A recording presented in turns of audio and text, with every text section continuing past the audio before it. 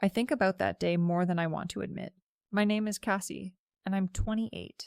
I was a combat medic in the army. Stationed in Afghanistan? Well, was a combat medic.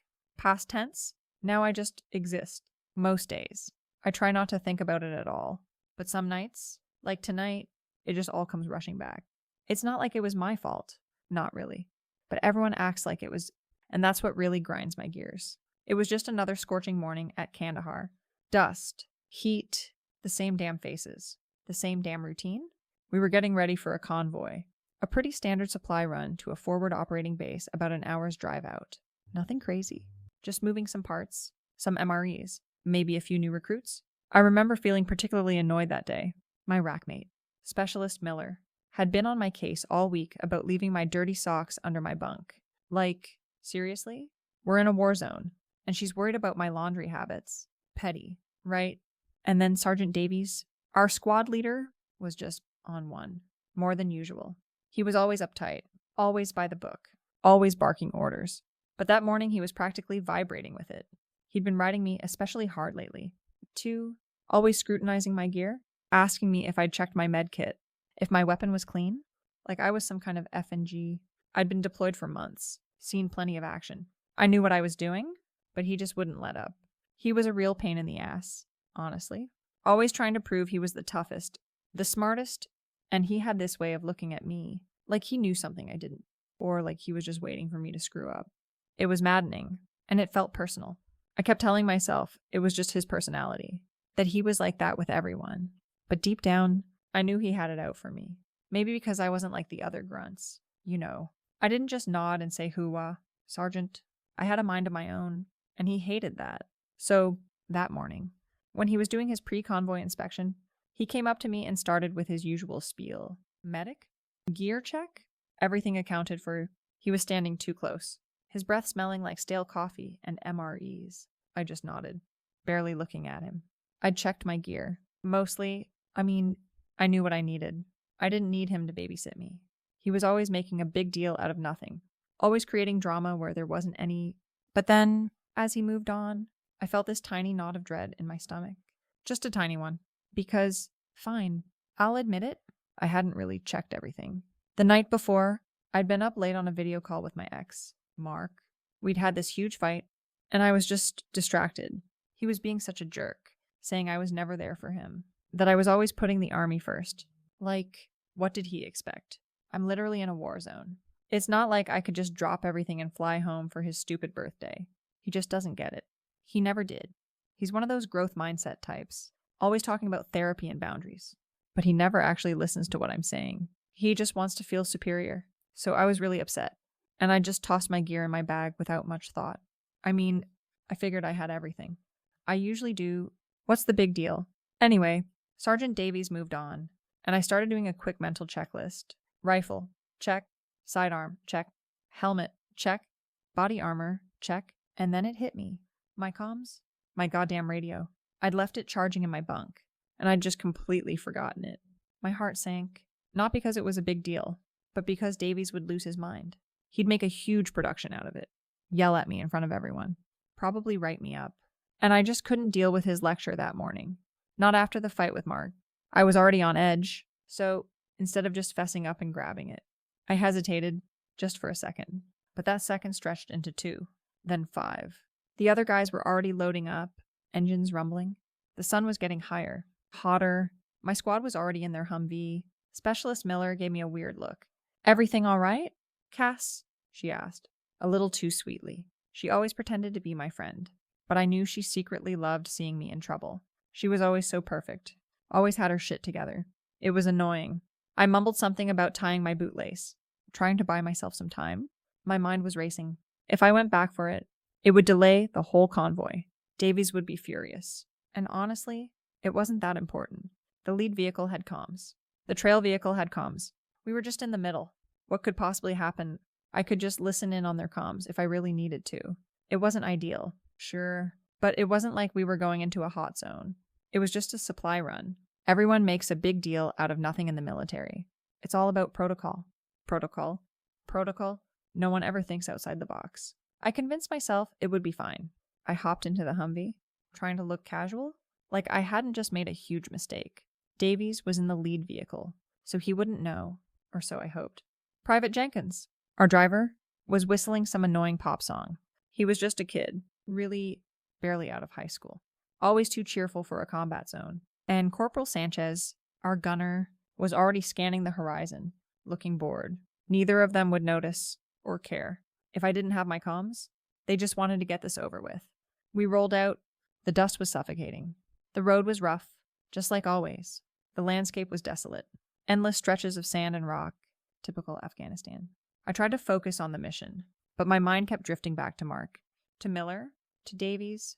Why was everyone always so critical of me? Why did I always feel like I was under a microscope? It wasn't fair. I was doing my best, and it was never good enough for anyone. About halfway to the Faubourg, the convoy stopped, suddenly, no warning. Jenkins slammed on the brakes, and I nearly hit my head on the dash. What the hell? Sanchez yelled, swiveling the gun. My stomach lurched. This wasn't normal. Usually, there'd be a radio call, some kind of heads up, but my comms were back at the base. Great. Just great. Then, over the engine noise, I heard it.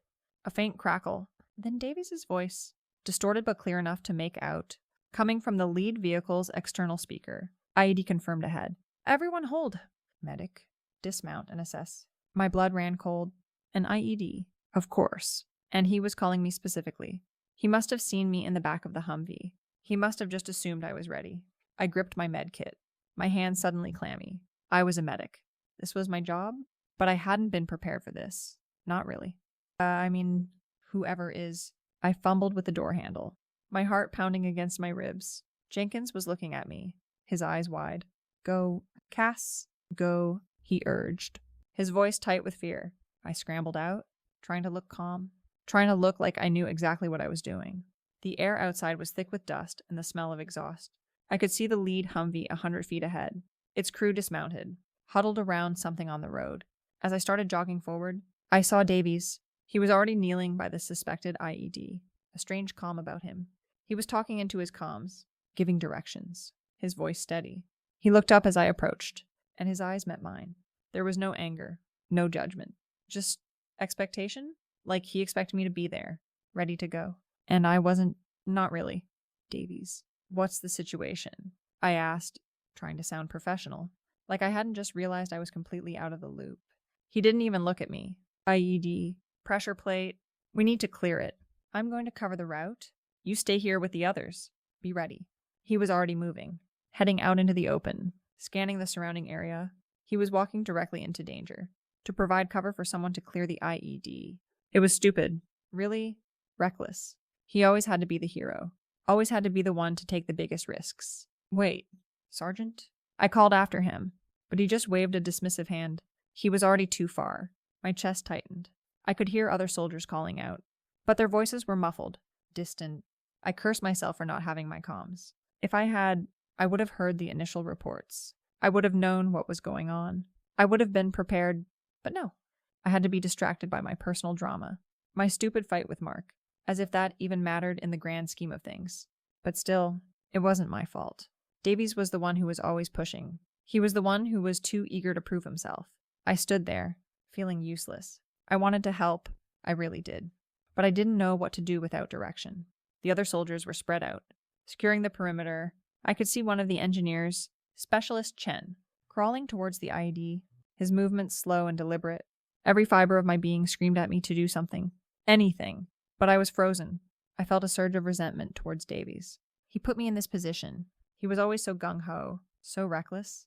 And now, here I was, caught in the middle of it. Then, a deafening blast ripped through the air. The ground shook violently. A plume of black smoke erupted from where Davies had been standing. My ears rang. For a split second, everything went silent. Then, the screams started. Medic? Medic. Someone yelled, their voice laced with panic. My training kicked in. My body moved before my mind could process what had happened. I ran towards the smoke, my med kit slapping against my hip. The scene was chaos. Dust and debris were still falling. Soldiers were scrambling, yelling. And then I saw him. Davies? He was lying on the ground, still, unmoving. My stomach dropped. No, no, no, no. This wasn't happening. I dropped to my knees beside him. my hands trembling as I tried to find a pulse. His uniform was torn, blood seeping through the fabric. His eyes were open, but they were vacant, staring up at the sky. He was gone, just like that. Sergeant Davies. The guy who always annoyed me, the guy who always had something to say, the guy who pushed me to be better, was gone. A wave of nausea washed over me. I wanted to throw up. I wanted to scream, but I couldn't. I had to stay composed. I had to do my job. I started to go through the motions, checking for injuries, doing what I'd been trained to do, even though I knew it was useless. He was already gone. There was nothing I could do. Other medics arrived, their faces grim. They gently pulled me away. He's gone, medic. One of them said, his voice soft, full of pity. Pity. I hated pity. The rest of the day was a blur. The convoy was aborted. We headed back to base. The silence in our Humvee deafening. No one spoke. No one looked at me. I could feel their eyes on me, though I knew what they were thinking. They were thinking it was my fault, because I hadn't had my comms, because I wasn't ready, because I hesitated. And maybe, just maybe, if I had been fully prepared, if I had my comms, I would have heard something. Maybe I would have known. Maybe I could have yelled at him, stopped him. Maybe, but how was I supposed to know he was going to just walk out there like that? He was the one who was reckless. He was the one who was always pushing the limits. He was the one who made the decision to cover the route himself, not me. When we got back, the entire base was buzzing. Everyone knew. Everyone was talking about it. And of course, the rumors started. I heard whispers. The medic wasn't ready. She forgot her gear. She delayed the convoy. It was all over the place. And it wasn't fair. Sergeant First Class Reynolds, Davies' direct superior, pulled me aside that evening. He had this cold, hard look in his eyes. Cassie, he said, his voice low and tight. I heard you didn't have your comms today. I swallowed hard. Sir, I had a personal issue. I was distracted, but I know my duties. Sir, I always do. I tried to sound remorseful, but inside, I was bristling. He was interrogating me. What about Davies' reckless behavior? He just stared at me, distracted. Huh? A soldier died today, Cassie. A good soldier. Because someone wasn't where they were supposed to be, ready to do their job. My eyes welled up. I couldn't help it. The injustice of it all was overwhelming. Sir, I tried. I really did. He went out there so fast. I couldn't stop him. I sniffled, trying to make my voice crack. I wasn't trying to manipulate him. Not really. But I needed him to understand, to see that I was hurting too, that I was a victim in all of this. Reynolds just sighed. A long, weary sound. Your conduct is being investigated. Private. Expect to be debriefed? Debriefed. Like I was the one who screwed up. Like I was the one who needed to be held accountable. It was infuriating. I walked away from him, my shoulders slumped, trying to look defeated. But inside, I was seething. They were trying to pin this on me. They were trying to make me the scapegoat. The next few weeks were hell. The debriefings were endless. They asked the same questions over and over again. Why didn't you have your comms? Did you check your gear? Did you attempt to communicate with Sergeant Davies? And every time, I gave them the same answers, carefully crafted to minimize my culpability. I explained that I was distraught over a personal matter, that it was an honest mistake, that I tried to catch up, but Davies was just too fast. I even cried a few times, just to drive the point home. It worked. They looked uncomfortable, shuffled their papers, and moved on. It's amazing how much sympathy a few tears can buy. But it didn't stop the whispers, the looks, the cold shoulders. Specialist Miller stopped talking to me altogether. She'd just glare at me if I even looked her way. And Corporal Sanchez, who used to joke around with me, became completely distant. He barely acknowledged my presence. It was like I was a pariah. They treated me like I was the one who pulled the trigger. It was so unfair. I was the one who was suffering the most, dealing with all this guilt and blame, even though I didn't do anything wrong. The hardest part was the memorial service. Davies' family flew out. His wife, a small, quiet woman, and 2 young kids. They looked so lost. My commanding officer made a speech, talking about Davies' bravery, his dedication, his sacrifice. Everyone was crying. I stood there, stiff and uncomfortable, trying to look appropriately sad. But inside, I was just angry. Angry at Davies for being so reckless. Angry at the Army for putting us in these situations. Angry at everyone for blaming me. After the service, his wife approached me. Her eyes were red-rimmed, but strangely calm. You were with him? Weren't you? She asked. Her voice barely a whisper. I nodded, my throat tight. Yes. Ma'am, I was. Did he suffer? I hesitated. I wanted to tell her he was gone instantly, that he didn't feel a thing, but then I remembered the vacant look in his eyes, the way his body was broken. No, ma'am, I lied, my voice cracking slightly. He didn't. I couldn't bring myself to tell her the truth. What good would it do? It would just make her feel worse. And honestly, I didn't need any more emotional baggage than I already had. She just nodded slowly, tears silently streaming down her face. Thank you, she whispered, and then she turned and walked away. I watched her go, a strange mix of relief and resentment swirling inside me. Relief that she didn't blame me directly. Resentment that I had to be put in that position in the first place. It was Davies's decision. His choice. Why did I have to bear the burden of his recklessness? Life at the base just became harder after that. The air was thick with unspoken accusations. I tried to just keep my head down, do my job, but it was impossible. Every time I walked into the mess hall, I felt eyes on me. Every time I went to the motor pool, I heard hushed conversations stop as I approached. I started to dread going anywhere. I tried to talk to my team leader, Sergeant Evans, about it. He was a decent guy, usually, but even he seemed distant. Sergeant Evans, I said, catching him alone one evening. I feel like everyone hates me. They think I'm responsible. He looked at me, his expression unreadable. Cassie, people are grieving. Davies was well liked, but it wasn't my fault. I insisted, my voice rising. I just forgot my comms. It was an honest mistake. He was the one who went out there. He just stared at me for a long moment. Mistakes have consequences. Medic? He said finally, his voice flat. Especially here. He didn't say anything else, just walked away. Even he was against me. It was like everyone had ganged up on me. I started withdrawing. I stopped eating in the mess hall, preferring to grab an MRE and eat it in my bunk. I avoided the common areas. I spent most of my free time either on my phone, trying to escape into social media, or just staring at the ceiling, replaying that day over and over.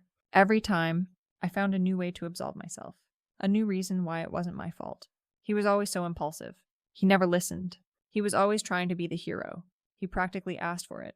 The nightmare started, not of the blast itself, but of Davies' face, that vacant stare, and then, sometimes, it would be Mark's face, looking at me with that disappointed, judgmental expression. It was like everyone was constantly reminding me of my perceived failures. It was exhausting. I started having trouble sleeping. I'd just lie there, staring at the ceiling, sometimes crying quietly into my pillow so Miller wouldn't hear me. She was always so judgmental, always so perfect. I hated her for it. I hated all of them. Then came the formal reprimand. It wasn't a court-martial. Thank God. But it was bad enough. Negligence of duties. Failure to follow protocol. Endangering the lives of fellow soldiers. It was all bullshit. But there it was. On paper, staining my record. They even mentioned the delay to the convoy, twisting it to sound like I was deliberately holding things up. Like I just woke up that morning and decided, I think I'll cause a major military incident today. It was so ridiculous. The worst part, though, was the transfer. They pulled me from my squad, from my base. They said it was for my safety and well-being. But I knew what it was. It was punishment. They shipped me off to a small, isolated clinic at a remote outpost, far from any real action. My days went from high-stakes combat medicine to treating sore throats and ingrown toenails. It was humiliating. It was like they were saying I wasn't good enough, that I couldn't handle the pressure. I tried to fight it, of course. I went to the chaplain, the mental health services, anyone who would listen. I told them about the stress, the harassment, the unfair blame. I told them I was a victim. Too, that I was suffering. But they just nodded, gave me sympathetic looks, and told me to adjust to my new assignment. Adjust. Like it was that simple. At the new outpost, it was even worse. Everyone knew. Word travels fast in the military. I could feel their judgment, their suspicion, even from the new faces who barely knew my name. They called me ghost medic behind my back, like I was a curse, like I brought bad luck. It was insidious. I was alone, completely and utterly alone. I stopped trying to make friends. What was the point? They'd just find out eventually and treat me like trash. I spent my shifts in silence, doing my job mechanically, then retreating to my small room. I used to love being a medic. The adrenaline, the feeling of helping people. Now, it just felt like a chore. Every patient was a reminder of what I had lost, what they thought I had done. And the letters? Davies' family started a foundation in his name, Sergeant Mark Davies Memorial Fund. And they sent out these newsletters, talking about his legacy, how he inspired others, how his sacrifice would never be forgotten. Every time I saw one of those envelopes, my stomach would churn. It was a constant reminder. They were turning him into a saint, and me into whatever they thought I was. The villain, the screw-up. I even tried to write a letter to his wife. Once, to tell her that it wasn't my fault, that I was just as much a victim as anyone, but I couldn't. What would I even say? Sorry your husband died, but it was his own damn fault. No, that wouldn't go over well. So I just threw the paper away. It was pointless anyway. She wouldn't understand. No one did? My contract was almost up. I wasn't going to re-enlist. Not after this. The military, the one thing I thought I was good at, had chewed me up and spat me out. And for what? For one tiny, insignificant mistake that was blown completely out of proportion. It's not like I meant for any of it to happen. It was just a series of unfortunate events. Really? And Davies? He was a grown man. He made his own choices. I remember thinking about it the day I finally got out. The sweet taste of civilian air. The freedom, I thought it would be a relief. But it wasn't. It was just empty. I had no direction. No purpose. The world outside the military felt alien. And the stigma, it followed me.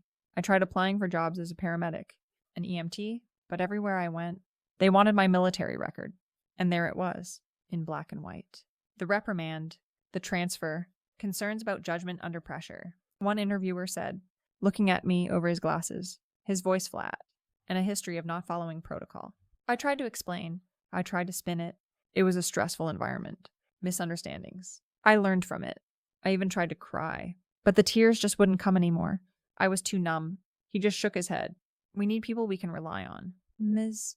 Evans. People who are always ready, always prepared. So I ended up working at a warehouse, loading boxes onto trucks. It paid the bills. Barely, and every single day.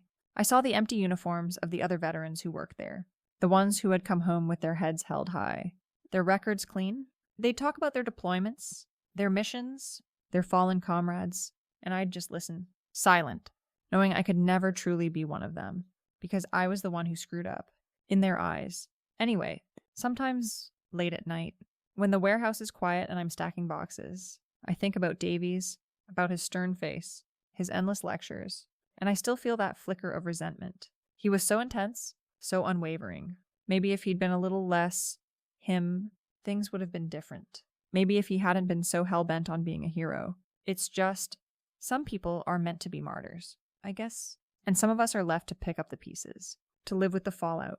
And everyone expects us to be the ones who are broken, the ones who are guilty. Even when we're not, it's just the way it goes. I mean, it wasn't my fault. Not really. But try telling that to anyone who matters.